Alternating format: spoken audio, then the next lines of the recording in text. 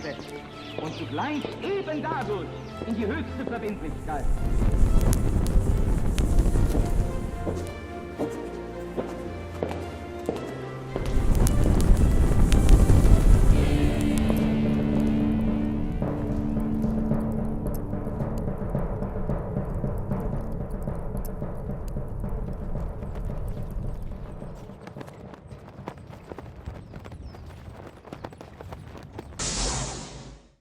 Sean bienvenidos a una nueva emisión de La Brújula, este programa que con tanto cariño y con tanta entrega venimos haciendo ya hace varios años, pero que hace poquito lo venimos realizando, lo venimos llevando a cabo en la pantalla de Conclusión TV, ¿no? Desde la ciudad de Rosario para el mundo, y que realizo con un gran amigo a quien vuelvo Lucas, una vez más a saludar. Es un placer. ¿Cómo te va? Buenas tardes. ¿Cómo estás, Pablo? ¿Bien? Buenas tardes, buenos días, según la latitud en la que se encuentren o el momento en el que vean el programa. Sí, ya hace igualmente La Brújula en Conclusión TV ya lleva más de un año, ¿no? O sea, sí, que es la última etapa, pero ya tiene... Y la verdad es que para nosotros haber podido desde Rosario, ¿no? Sí, emprender esta campaña y manteniendo una calidad, digamos, con la que habíamos iniciado, nos gratifica, y creo que se lo debemos también al público que nos sigue desde hace años. Al público, bueno, y la generosidad ¿no es cierto? La generosidad de Conclusión TV que nos ha brindado este espacio. Incalculable. Así es. Este programa se encomienda a la Virgen María, a la Madre tres veces admirable de Schoenstatt. Siempre nos ponemos bajo su manto de protección y amparo para llevar adelante este proyecto, esta campaña, esta empresa, este programa. Dicho esto, un poco... ¿De qué vamos a hablar? ¿De qué vamos a hablar? Recientemente, un amigo en común, gran amigo del que hemos aprendido muchísimo y que hemos incluso presentado libros acá en la ciudad de Rosario, no sé si te acordás allá. Tuvo la generosidad de prologarnos el libro y de acompañarnos en la presentación. También prologó nuestro libro que escribimos en coautoría. Hace poco compiló una serie de artículos de su autoría para el periódico internacional Russia Today. Los completó, los actualizó y los compendió en una publicación que se llama Estos tiempos finales. Y tuvo la amabilidad de acercarnos una parte de ese escrito. Ahora ya creo que está definitivamente terminado. Sí, está a disposición del público para quien lo quiera adquirir. adquirir. Igual aclaremos una cosa importante, pero la culpa es mía que yo te interrumpí. Estamos hablando de Adrián Salvucci. Sí. No lo habíamos mencionado. Lo habíamos dicho. Bueno, somos un gran amigo. Dijimos un gran amigo. Bueno, estos tiempos finales, don Adrián Salvucci, que nos ha... insisto, nos ha formado en muchos temas de índole internacional. De él estamos hablando. Antes de hablar del libro, vamos a hablar de él, de don Adrián Salvucci, de él estamos hablando. Fue quien nos acercó primero un fragmento y luego en su totalidad esta nueva publicación, un compendio que resume varios artículos, pero que les da obviamente una coherencia interna, que se llama Estos tiempos finales. Y una mirada en retrospectiva, ¿no? Donde él analiza en definitiva lo que había dicho hace 10 años atrás en algunos de esos artículos, o 7 años atrás, a la luz de los acontecimientos que se produjeron con posterioridad. Sí. Con una introducción muy enjundiosa y manteniendo esa hilación, ¿no? Pero sobre todo haciendo ese análisis en retrospectiva, y en lo que hay que decir que, cuántos de esos análisis y de las observaciones que estos contenían, de hecho se han materializado, finalmente se han realizado, ¿no? Claro, se han cumplido, quiero decir, algunos vaticinios que él hacía que finalmente se cumplieron. Efectivamente, en materia de política exterior. Claro, la intención un poco es ver cómo todo aquello que era previsible efectivamente se fue cumpliendo, ¿no? En función de un análisis meduloso de una realidad internacional concreta, obviamente multicausal o pluricausal, pero que tiene un devenir histórico que se puede racionalizar, o que se puede mensurar. Claro, mucho de lo que decía año 2010, 2012, 2013, hoy se está cumpliendo con o ya con se ha creces. cumplido, ¿no? Sí. Lo que permite también ratificar categorías y patrones de análisis. Claro, o sea, cuando uno dice, bueno, me permito creo avisorar o me permito vaticinar en base a este tipo de categoría analítica o en base a estos patrones de análisis, uno corrobora la pertinencia de esas herramientas si finalmente ve que eso se cumple, ¿no? Y en función de eso, uno de los agregados que tiene, de la parte más novedosa de esta publicación, es las categorías, el análisis que hace Salvucci de las categorías temporales, ¿no? Sí. Y en lo cual me gustaría que hoy nos pongamos a detener y esbozar algunas reflexiones, si te parece, Pablo. Justamente hay un apartado que se llama tiempo individual, tiempo colectivo y tiempo cósmico, en el que desmenuza y clasifica 3 nociones muy diferentes que podrían así, grosso modo, traducirse por tiempo. Es decir, que si uno en una mirada un tanto así, abuelo de pájaro, decir, bueno, las 3 términos se podrían traducir por tiempo, pero que tienen una cualificación muy distinta una de otra, ¿no? Son distintas concepciones del tiempo. Efectivamente. Y él primero nos introduce a la noción quizá más cercana, ¿no?, en los tiempos que discurren, que es la idea del tiempo en tanto Cronos, ¿sí? Cronos como el dios heleno del tiempo, ¿no?, que es un titán y que dice los romanos asociaban a Saturno, ¿no?, que es el 6º planeta del sistema solar y que se asocia con el número 6, ¿no?, el número de la imperfección, ¿no?, que incluso tiene una categoría, o mejor dicho, una connotación que podríamos decir negativa, ¿no?, por esa imperfección, el número 6 como símbolo de la imperfección, ¿no? Para dejarlo aclarado, en definitiva, lo imperfecto per se, o sea, todo lo que sea déficit ontológico, eso en el fondo es el mal. Sustancialmente es el mal. Efectivamente. Es lo que falta para que un ente o el ser de una cosa sea perfecto. Entonces, por eso el sentido negativo del 6, en tanto representación de lo imperfecto en sí es el mal, ¿no? Que en términos éticos es la privación de bien, pero eso en términos éticos es el déficit ontológico. Claro.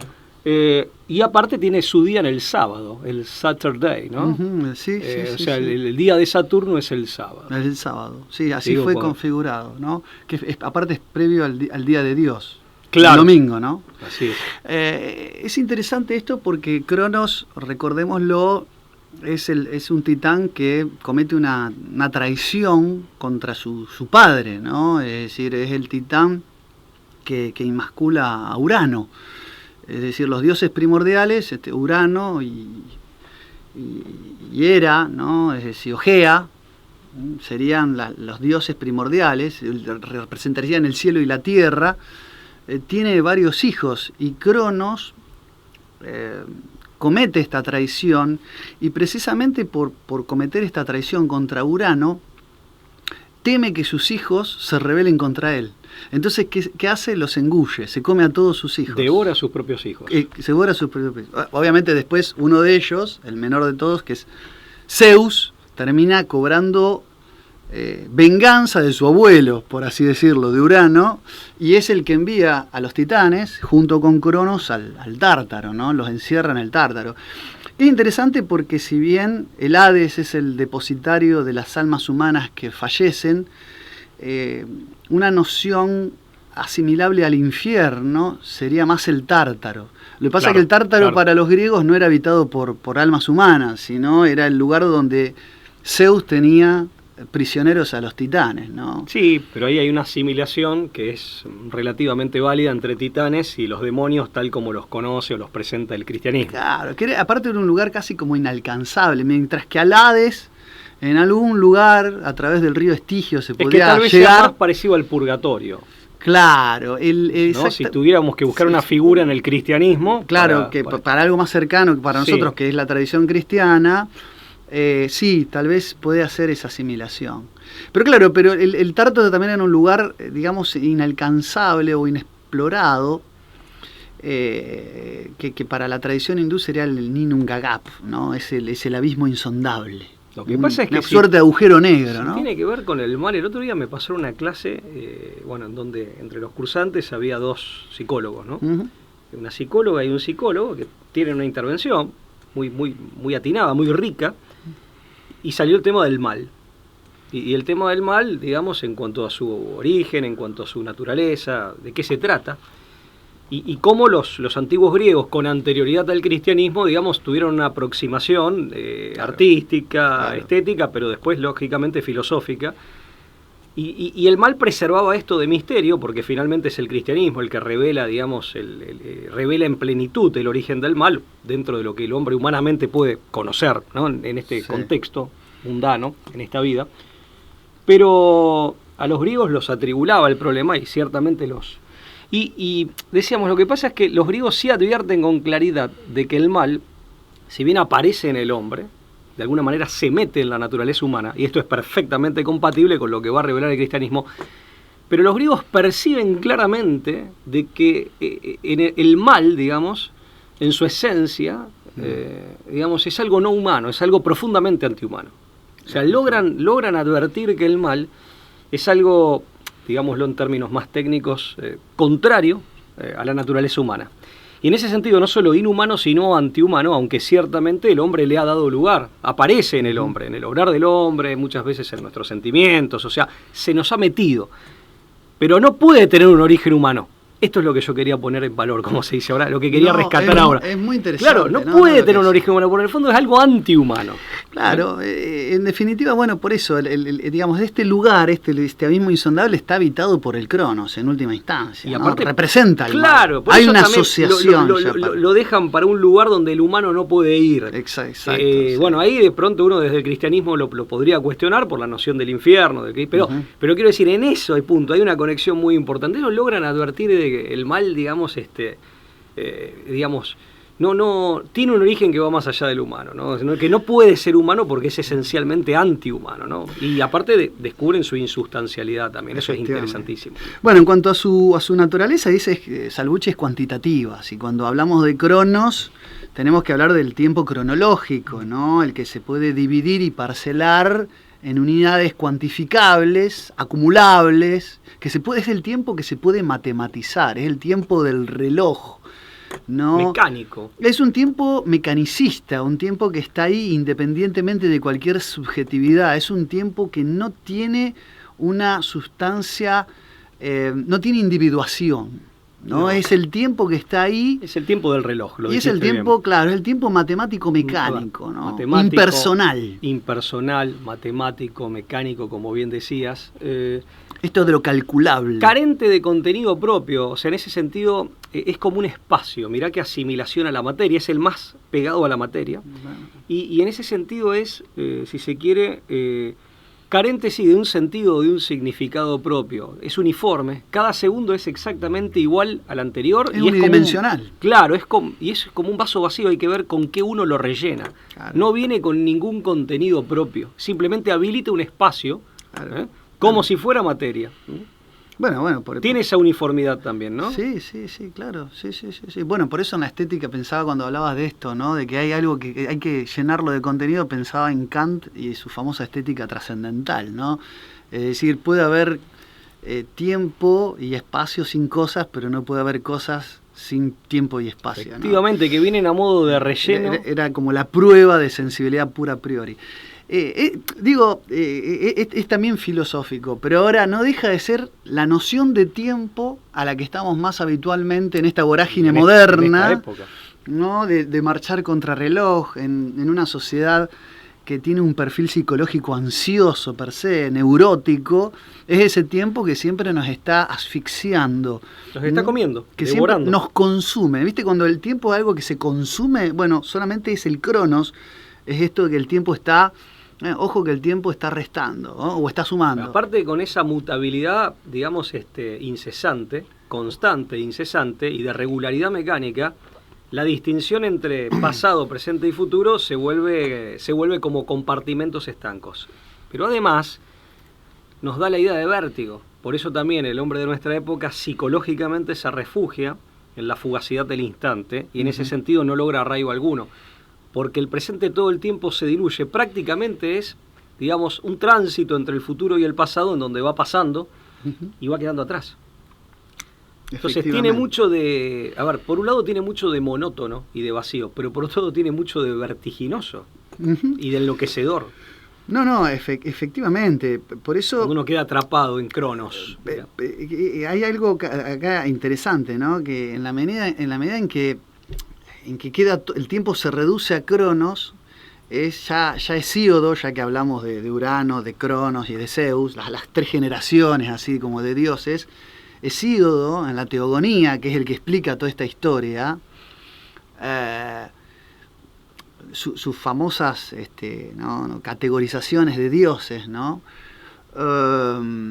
Él asocia a, digamos, de la tradición griega, toma muchos elementos de la antigua tradición hindú, ¿no? Esto de la edad de oro, claro. la edad de, si se quiere, de plata, que para la antigua tradición hindú era el Satya Yuga, ¿no? La edad de oro, que era donde el tiempo era totalmente distinto de la concepción de tiempo. Ahora vamos a ir a esto.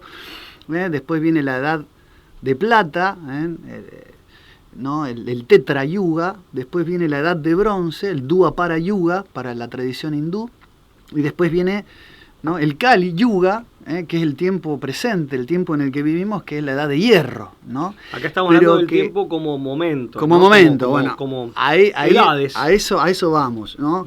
Es decir, esta idea de las edades, pero ¿qué quiero decir con esto? Que en la medida en que las edades se van deteriorando, porque hay como una especie de retroceso en ese sentido, como que un retroceso en cuanto a la calidad, en la cualificación, el tiempo se va convirtiendo en solo cronos. A eso voy. Es decir, claro. El tiempo en el Kali Yuga, de los tres tiempos existentes, el tiempo presente es el que reduce todo al Cronos. A ese, efectivamente. Ahora te hago una pregunta. Lo que se degrada, y te la hago a partir de una conferencia en México, que escuché hace, digamos, es una conferencia de años atrás, de un gran pensador argentino, el doctor Brady Obeid.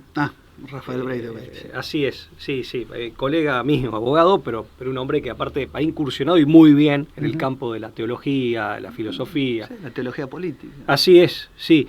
Y él, al pasar, porque era otra temática, está en YouTube la conferencia, ahora no recuerdo el título, creo que era en México y era presencial, o sea, digamos, él dice, con el pecado original y la caída que esto implica, la caída, el daño ontológico que el pecado original provoca, en definitiva, y esto de que ingresa el mal en el mundo, en el hombre y en las cosas a través del hombre, que es el rey de lo creado, el tiempo también experimenta una caída. Entonces la pregunta es, ¿lo que se deteriora es la concepción subjetiva, psicológica del tiempo y nuestra evidencia del tiempo, o el tiempo mismo?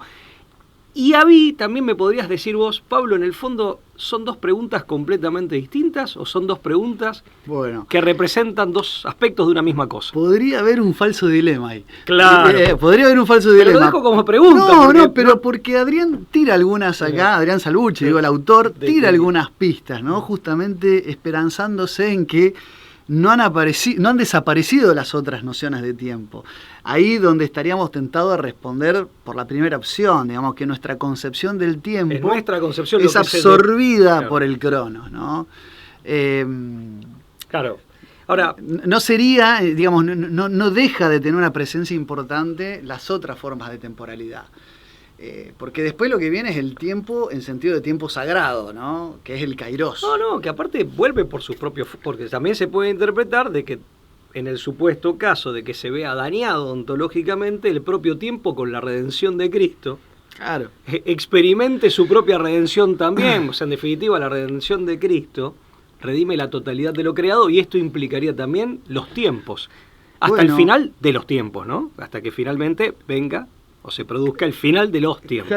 Claro, efectivamente. Pero es una pregunta que la dejo como un planteo, algo que me he planteado. Es un planteo, pero creo que alguna pista podemos llegar a dejar planteada para el final de este programa. Si querés, para nuestro público y para nosotros también, hablamos entonces del tiempo como Cronos. como Cronos, como Kairos ya dijiste. Ahora vendría ahora el tiempo sagrado, ¿no? Sí, Como bien. para ir al segundo, Sí. que es el tiempo profético, ¿no? Es el instante de la oportunidad, ya que hay una caracterización, si se quiere, cualitativa respecto del Cronos, mientras que el Cronos es siempre cuantitativo, matematizable, mecánico. Ya hay el Kairos es el tiempo en el sentido de tiempo profético. Es el tiempo que en última instancia el griego de la Grecia clásica dejaba depositado en la moira, en el destino. Es decir, buscaba respuestas en el oráculo para ver si era tiempo de hacer la guerra o no era apropiado. Bueno, es el ¿no? tiempo también, yo siempre lo interpreté, Adrián lo plantea así. El tiempo de la oportunidad. Eso, dice yo siempre lo Adrián. interpreté, claro, como tiempo de la oportunidad, pero la oportunidad no en un sentido, no en un sentido puramente humano, sino en el sentido del tiempo de la Claro. oportunidad, en el sentido de momentos que desde la eternidad se escogen para, digamos, la producción de ciertos acontecimientos. Fíjate que en la Biblia se dice que Cristo vino en la plenitud de los tiempos, o sea, son momentos determinados que son oportunidades no solo para el hombre, sino para la intervención de fuerzas preternaturales y sobrenaturales que están más allá del tiempo en el ámbito temporal. En ese sentido es la oportunidad. Efectivamente. En un sentido amplio, No, está muy claro lo que planteás. Efectivamente, esta idea de tiempo tiene además, o conlleva además, esta idea de que no solamente es la oportunidad de llevar a del hombre. Claro, de llevar claro, adelante una campaña o mundana. o emprender una empresa, Claro. si es como algo solo de lo que se puede especular. Sí, será el o algo tiempo para un de bien hacer de este mundo. Claro, nada más, sino ¿no? que tiene que ver con esos hitos, Ujú. esos hitos que nos permiten entender ya la temporalidad desde una perspectiva, insisto, cualitativa, y donde ya no hay una total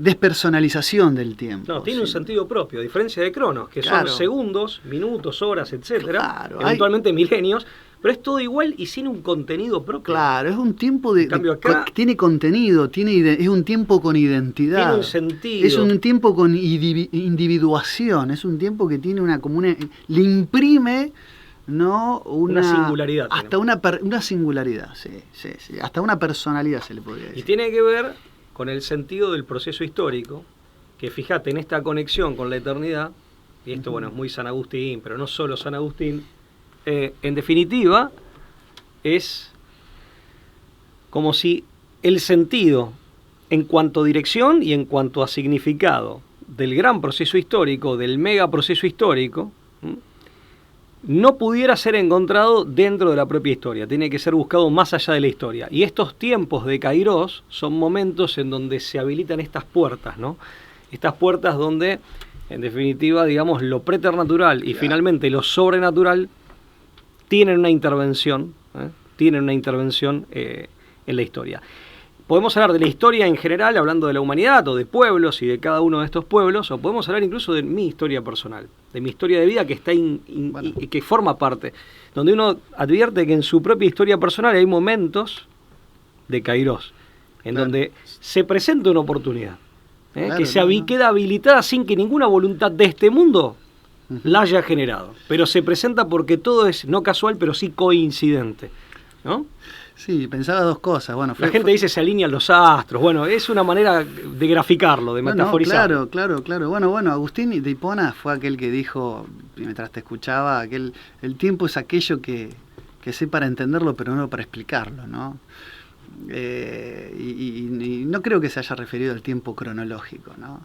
Pero además aparte de esto que añadís, me parece con buen tino, ¿no? De la alineación de los astros, ¿no? Y de esta perspectiva ya un poco más subjetiva, esta noción más sagrada del tiempo, nos remite a pensar, digamos, todas esas aristas que no hacen ya una mera astrología, digamos, meramente adivinatoria del quiromante, ¿no? Claro. Sino de entender el tiempo en tanto tiempo cualitativo que hay designios, ¿no? Hay divina providencia. Claro, hay voluntad divina hay inteligente y divina providencia. Bueno, por eso hablamos que hay como una voluntad que se manifiesta, ese sería el Kairos. Ahora, fíjate, claro, pues por eso digo, son puertas de entrada de lo eterno, lo sobrenatural, lo preternatural, en el tiempo, en donde hay circunstancias coincidentes que son obra inteligente, pero no de voluntad humana ni de inteligencia humana.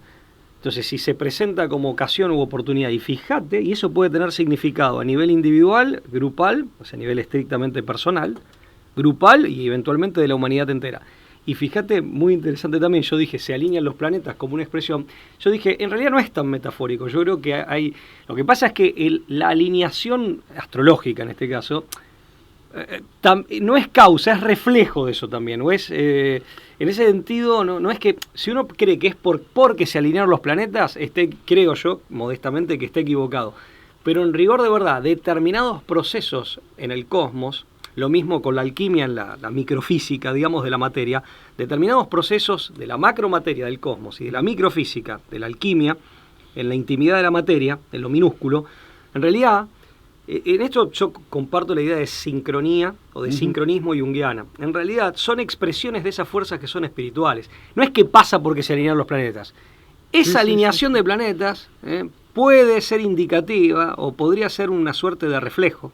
Claro, y por lo tanto tomarlo vos como referencia indicativo de fuerzas espirituales que operan, metafísicas. En todo caso puede haber una correspondencia astronómico-astrológica, pero no necesariamente... No es que lo causa, claro, no es causa. Por eso la idea de sincronicidad de Jung en esto es interesante y no niega en absoluto que en el fondo se trata de fuerzas espirituales, donde el cristiano obviamente piensa ante todo en Dios. Presentes en el inconsciente colectivo y todo eso. ¿No? Claro, Jung hace toda una explicación de ese. Bueno, tenemos una tercera noción de tiempo que cita Salvucci, que es el aion, que es el tiempo cósmico ya, es justamente todavía un paso más, pero que nos remitiría a tiempos incluso más pretéritos, si vemos el tema del mito de las edades que toma Hesíodo, ¿no? Haciendo esta comparación. Esto de un tiempo no más antiguo en el sentido cronológico justamente, sino más profundo. Es un tiempo en sentido todavía más profundo. Es una noción del tiempo todavía más elevada. Existía un dios heleno que se llamaba Aion justamente, que era el dios de los extensos ciclos de tiempo, ¿no? Se lo representaba con una cabeza de león, y justamente su torso estaba circundado por una envolvente serpiente que dividía su cuerpo en 12 partes. Justamente los 12 signos del zodíaco, que para los griegos tenía una importancia muy... es decir, en ese momento de la historia no había una distinción entre astrología y astronomía, ¿no? Justamente por eso. Como la alquimia lo era de la química moderna. Claro, es decir, pero ¿por qué? Porque se entendía que esos fenómenos físicos eran una suerte de reflejo de procesos de otro orden metafísico. Claro, efectivamente había una presencia muy metafísica, una concepción cosmológica del mundo, ¿no? Totalmente. Teocéntrica y cosmocéntrica del universo, y esto hacía que los fenómenos de la naturaleza, observables incluso, eran fiel reflejo de esos fenómenos de índole y de origen metafísico. No te olvides, esto, bueno, ya que hablábamos de Rafael Brady-Obeid, en un libro sobre Gaidán de Roussel, que es Teología Política según el Pensamiento, Gaidán de Roussel, de Guillermo Gaidán de Roussel, es un libro magnífico del doctor Brady-Obeid, magnífico realmente. Él habla muy bien ahí, que es una idea muy de Gaidán de Roussel, que este autor franco-argentino desarrolló en otros textos también, de que todo lo creado, desde la perspectiva eminentemente cristiana, desde la ortodoxia cristiana, todo lo creado es símbolo de la voluntad divina, de las ideas divinas. Fíjate que aquí aparece la sombra de Platón también, en un buen sentido de la palabra sombra, ¿no? Y de los atributos divinos. Entonces, el tiempo como parte de lo creado, con todas sus facetas o dimensiones de tiempo, también debe ser interpretado de esa manera. Claro, efectivamente. O sea, nada peor dentro del cristianismo que una concepción que proviene del materialismo moderno, que se ha metido en el cristianismo, de pensar que cuando uno habla de la vida en este mundo, de este mundo, de pensar que este mundo es enteramente material. Mm. Esa es una concepción errada que incluso se ha metido en el cristianismo, que se piensa que este mundo es enteramente material y que todo lo espiritual tiene que ver con la vida más allá de la muerte. Y en rigor de verdad no es así. O sea, claro, como que polariza, ¿no? Hay una polarización, la materia, claro. Y como que no hay ningún esta continuum. vida, en realidad sería claro, esta vida en este mundo solo materia y el espíritu queda relegado y en todo caso el alma acá. Y en rigor de verdad, a ver, esa compartimentalización tiene mucho de, digamos, de errónea desde la perspectiva cristiana, ¿no? Por supuesto. De hecho el Aión, una cosa más que quería decir, así como el Kairos era el tiempo sagrado, el Aión también refleja el tiempo dividido en ciclos, también es cualitativo y es el tiempo profético. Es un tiempo todavía una dimensión más profunda que el propio Kairos. Hablando esto de la correspondencia, las fuerzas espirituales se manifiestan. Se manifiestan en este mundo, obviamente, se verán en su esplendor Dios mismo en la eternidad, eso desde ya, pero se interpretan de diferentes maneras. Vos fíjate que Adrián en su texto lo que hace es mostrar esta idea de las nornas, ¿no? Que eran aquellas que podían. Son tres deidades femeninas que tenían la capacidad de interpretar el tiempo. Tienen su correspondencia, bien digo, con las moiras del mundo griego, pero las moiras muchas veces se las representaba como brujas que compartían un solo ojo y hasta se las asocia tenían una connotación más negativa, ¿no? Que eran las que cortaban, las que tenían el destino de la vida de las personas, ¿no? Las nornas... Ahí está el sentido trágico de los griegos. Claro. El destino del que no podías escapar en principio. El fatalismo griego. Ese es el fatalismo griego. En cambio, las nornas, que son su símil en las tradiciones nórdicas, eran como tres bellas doncellas que podrían representar, si se quieren, los tres momentos de este tiempo cualitativo. ¿no? Que era el pasado, pero el pasado no entendido como el mero ayer, sino como el origen. Fíjate, ahí está la cuestión cualitativa. Verdant, que era el presente, pero no entendido como presente en sentido cronológico, sino como el devenir. Y Skuld, que representa al futuro, pero que no es el futuro, porque hablar de futuro nos remite a esta cuestión cronológica matematizable. Sí, y de línea recta. Y de línea recta, claro, hay que pensarlo en circularidad y en términos cíclicos, ¿no? El cronos es lineal, la figura más representativa del cronos es la linealidad, mientras que la circularidad es algo más propio del Aión o del Kairos.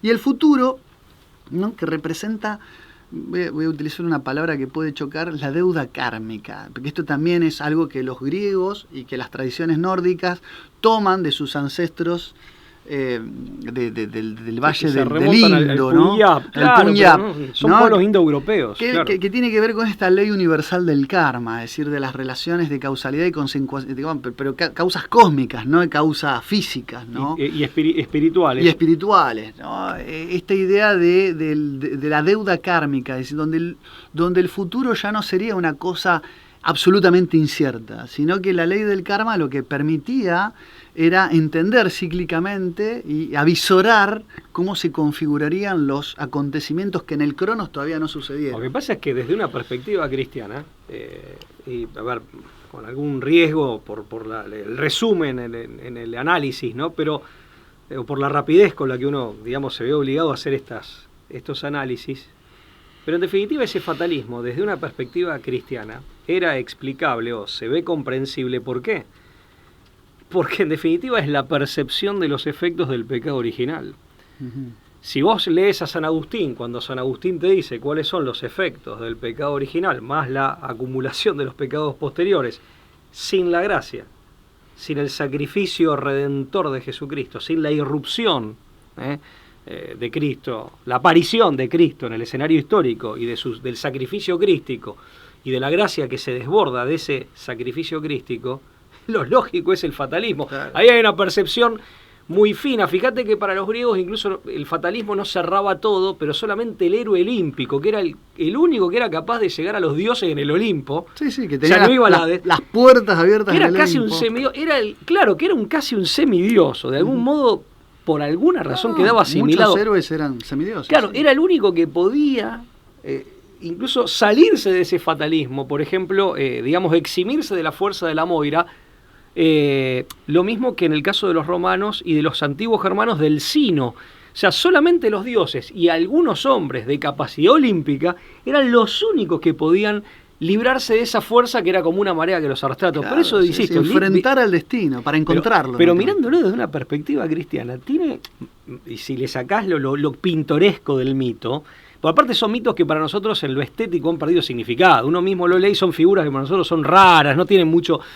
hay que ver cómo los entendía un hombre de esa época y de esa cultura. Sí, por supuesto. Pero en el fondo, desde la perspectiva cristiana, para ser hombres precristianos, o sea, anteriores a ese acontecimiento, digamos... Revelado, sí. Claro, de la aparición de Cristo en la historia, en el fondo es una percepción muy acorde con lo que Agustín dice que fue el pecado original como caída, como herida de la naturaleza no humana, pero después que arroja sus efectos sobre todo el resto de la creación, y en definitiva, ¿cuánto tenía atrapado al hombre eso? Por eso la necesidad de Cristo del descenso a los infiernos, el Sábado Santo. O sea, digo porque por ahí son cosas que hemos estudiado, temas que hemos estudiado y que tendemos a analizar en forma separada, y que tal vez cuando los entrecruzamos, corriendo el riesgo por ahí de mezclar, y esto también quiero ser muy prudente, pero cuando uno empieza a iluminar un tema con el otro y a conjugarlos, o por lo menos a cotejarlos, advierte que de pronto las diferencias en el fondo no son tan grandes. No digo que no existan, por supuesto, pero... por supuesto. Una cosa que hay que decir, también para que quede bien explicado, es decir, entre las tres nociones de tiempos, entre Cronos, Kairos y Aion, no hay un abismo, no son compartimentos estancos, es decir, hay elementos, hay vasos vinculantes, y estos vasos vinculantes suponen entenderlos a los tres tiempos en clave de que puede haber lazos de correspondencia. Es decir, si bien son de naturaleza y origen diferente, cuando hablamos de un tiempo más de tipo cíclico, se puede mínimamente explicar la durabilidad en Cronos de esos ciclos. O sea, el ciclo se puede traducir en última instancia en algo cuantificable. No necesita de ser cuantificado ni calculado, pero la idea de los eones asociados a esta cuestión también astronómica de los años platónicos, ¿no? Esta idea del año platónico, porque se le atribuye a Platón el primero en haber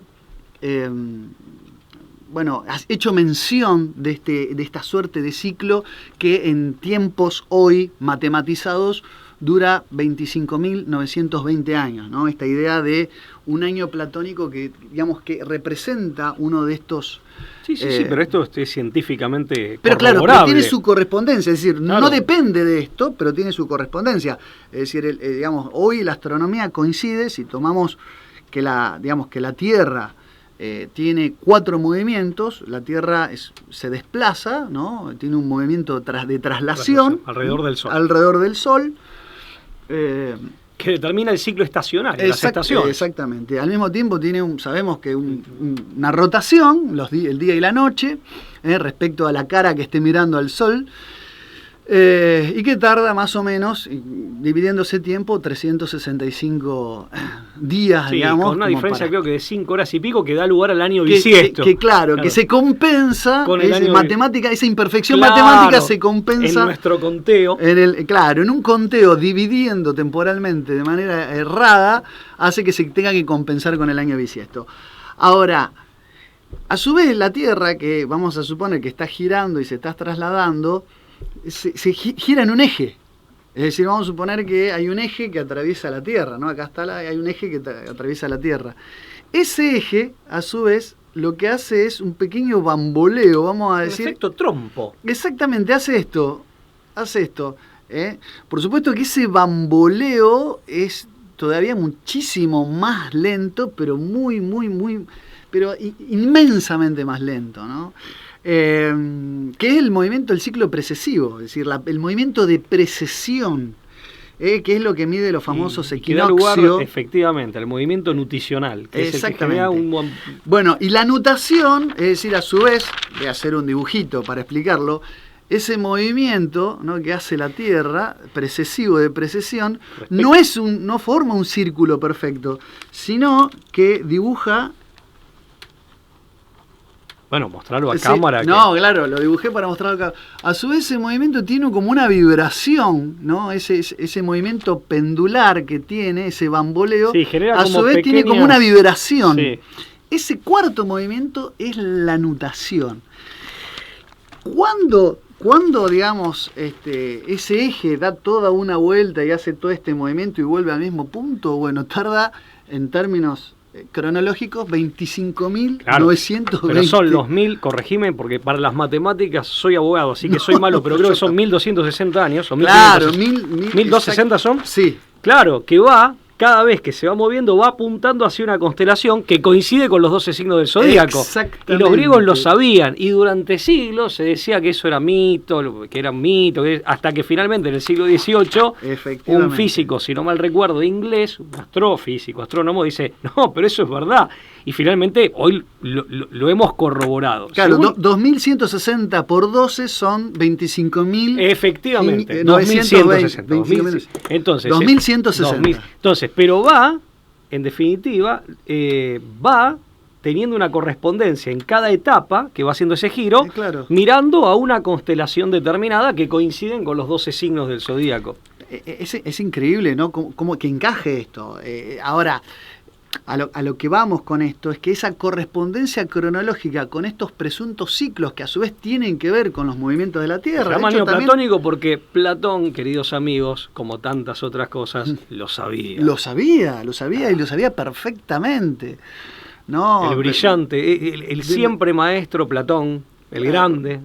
Claro, y entonces, claro, ese punto invernal de equinoccio solar se mueve 1 grado cada 72 años, ¿no? Que además hace una pequeña numerología interesante. Adrián Salvucci dice 72 años, que es el promedio de vida del hombre en Occidente. Una cosa llamativa, que me llamó mucho la atención. Con los hombres atrapados en Cronos. Bien, ahí vamos al remate. ¿Qué pasa con el mundo hoy cronológico? Dice que es el mundo, Adrián Salvucci, del Cronos, es decir, el Cronos es el arquetipo, ¿no?, del mundo de la Edad de Hierro, ¿no?, donde el mundo de las finanzas, el poder, ¿no?, de la mezquindad, de la avaricia, el mundo signado, ¿no?, por los tiempos que corren, materialista, usurero. Porque el ególatra es alguien que se devora como un agujero negro, se devora a sí mismo. Efectivamente. Bueno, todo lo que hay alrededor. Como Cronos engulle a sus propios hijos. Como un usurero, ¿no? Esto es lo que más me llamó la atención del texto de Salvucci. ¿No es lo que hacen los transhumanistas? Que en el afán de llegar a la vida eterna están dispuestos a su propia negación, digamos, a anular o desalojar al resto de la condición humana, o de la dignidad humana, pero incluso ellos mismos estarían dispuestos, con tal de ganar 1 minuto más de vida, 1 segundo más de vida según el Cronos de esta vida, están dispuestos a su propia negación, a convertirse en cyborgs y lo más afiebrado que se te ocurra, pero en el fondo es algo que ya no serías vos, sería un algo... algo que te niega, ¿no? Como ser humano y como lo que sos. La Edad de Hierro, donde se impone el arquetipo de Cronos, ¿no?, del mal que engulle, que todo lo traga, todo lo devora, todo lo deprecia, todo lo consume. Recordemos que los griegos también tenían la noción... Todo es material de descarte, es verdad, los minutos se descartan. Claro, los segundos, los instantes. Es material de desecho. Pero recordemos que a la quinta era o la quinta edad, a esas, digamos, a esas cuatro manifestaciones, a la Edad de Hierro le sigue una nueva edad de los héroes. Entonces, a mí me parece que las palabras más esperanzadoras para tratar de entender el tiempo en esta dimensión es que esta situación degradada, este ciclo de decadencia, va acompañada del resurgimiento de los verdaderos héroes. Sí, en definitiva, el mito del héroe aparece coincidentemente con si lo los tiempos oscuros. Aplicar a nuestra época, en definitiva, a ver, de fin de ciclo, nosotros ya hicimos el último programa, si no mal recuerdo, sobre el milenarismo, ¿no? Entonces, hablando de nueva edad de oro, el milenarismo, en tal caso, haciendo una correlación, como el milenarismo como doctrina cristiana, en tal caso sería la última edad de oro.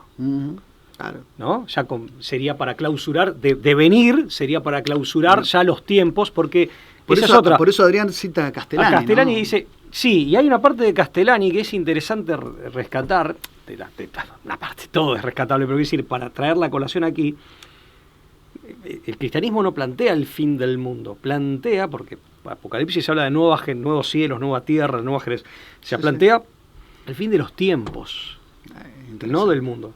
La redención, o sea, el hombre como rey de la creación, al corromperse, corrompe a toda la creación. La redención de Cristo como nuevo Dios y hombre, y el hombre nuevo, es la regeneración. Por eso yo hago nuevas todas las cosas, ¿no? Es la redención de todo. Ahora, mirá, hay mucha tela para cortar, es apasionante el Pablo, tema. eso te iba a decir. Tenemos que cortar. No, te iba a decir que de ninguna manera vamos a agotar el tema acá. No, porque aparte pero sí vamos, siento que nos quedamos sí vamos a agotar sí vamos a agotar el fatídico tiempo cronológico que nos permite la pantalla de la televisión. Para cerrar, es muy difícil incluso cerrar, pero voy a decir, a ver, en primer lugar, para cada uno de nosotros, en lo personal, en lo individual, por así decir, pero también como comunidad y como miembros de la gran familia humana, como pueblo, como pueblos y miembros de la gran familia humana, en todos esos niveles, todo el tiempo estar atentos al Kairos, sabiendo que los eones van desplegándose y tienen sus ciclos. Esto va a terminar, la pesadilla en la que la humanidad ha quedado sumida va a terminar, y tenemos que ver el Kairos como para trabajar, porque el hombre tiene una parte activa en esto, ¿no? Para trabajar, digamos, por la venidera edad de oro. Sea la última o no, eso no lo sabemos, no nos está dado conocer eso, ¿no? No nos ha sido dado conocer eso, pero también en la vida personal, buscar el Kairos todo el tiempo. La vida en la ciudad es muy mala en ese sentido, ¿por qué? Porque nos desconecta, o sea, la vida en la urbe nos ata a ciclos artificiales, pero nos desconecta de los grandes ciclos cósmicos, ciclos naturales, y nos desconecta también de ese pasado vivo.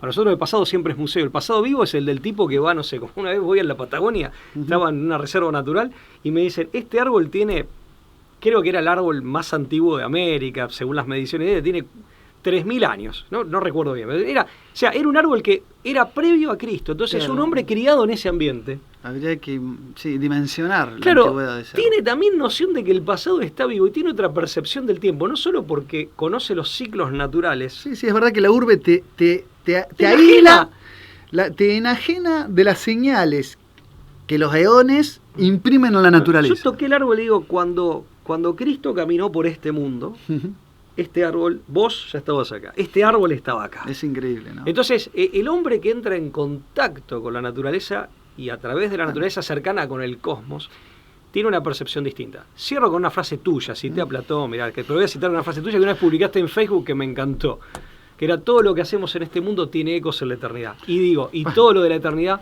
tiene ecos en este mundo. Frase extraída, ¿no? No sé de la película El Gladiador, ¿no? Ah, sí, pero sí, a mí me gustó. No, por supuesto. No es mía la frase, claramente. Pero sí, efectivamente. Hay ecos, ¿no? de ida y de vuelta. Bueno, gracias a ustedes por estar del otro lado. Hay mucho más para decir. Lo dejamos a interpretaciones y aportes que ustedes hagan desde su lugar. Si les gusta nuestro programa, suscríbete a nuestro canal. Te invitamos también a que te conviertas en mecenas de esta producción, sí, en vamos Patreon. A dejar y vamos a dejar un CBU también en el zócalo de la pantalla. Y no nos vamos a despedir sin antes recordar que está todavía la diplomatura, ¿no? En psicopolítica. La diplomatura, junto con los profesores, aparte de quienes les hablan, los profesores Felipe Botalla y Javier Nicolás de España, Giofiani Peirano de Perú, grandes profesores, grandes amigos, saludamos a todos ellos también. Es una diplomatura que hacemos en el marco de la Universidad Abierta Interamericana, como diplomatura de extensión universitaria. No se requiere título universitario para participar de la misma.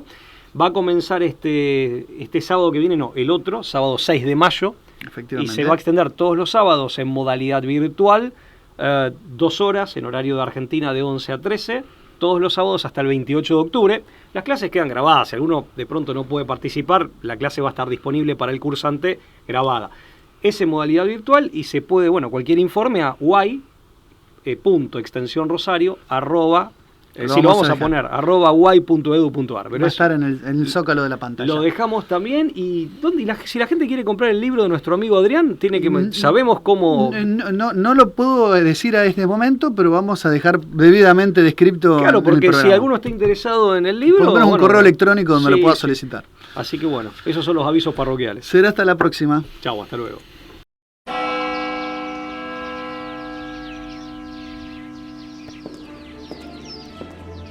Freiheit gesetzt und zugleich eben dadurch in die höchste Verbindlichkeit.